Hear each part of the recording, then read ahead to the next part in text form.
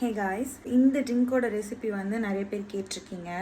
So அது எப்படி செய்கிறதுன்னு தான் பார்க்குறோம். இது வந்து நான் வெயிட் லாஸ்க்காக அதுக்காக மட்டும் அப்படின்னு நான் குடிக்க ஆரம்பிக்கல. நான் வந்து எதுக்குன்னா, ஒன்று வந்து டைஜஷன் ப்ராப்ளம், இன்னொன்று வந்து ப்ளோட்டிங், நிறைய கேஸ் ஃபார்ம் ஆகும். சி செக்ஷன்னாலும் சரி, நார்மல்னாலும் சரி.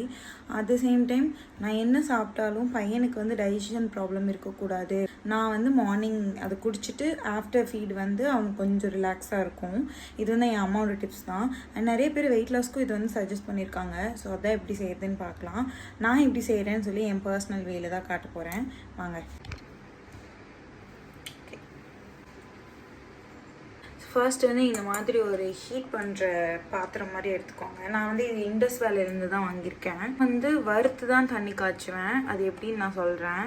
ஃபஸ்ட்டு ஸ்டவ் ஆன் பண்ணுறதுக்கு முன்னாடியே எல்லாத்தையும் போட்டுடணும். வந்து ஜீரகம் எல்லாமே ஒரு 1/2 டீஸ்பூன் தான் போட போகிறேன். ஜீரகம், வெந்தயம், முக்கியமானது ஓமம்.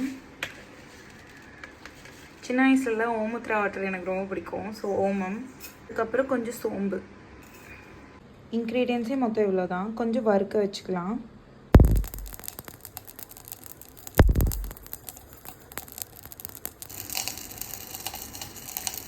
கேர்ஃபுல்லாக தண்ணி ஊற்றுங்க.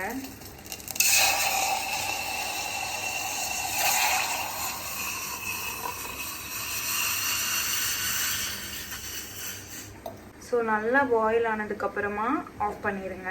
ஆஃப் பண்ணி விட்டுருங்க. அப்படியே கூல் டவுன் ஆனதுக்கப்புறமா குடிங்க.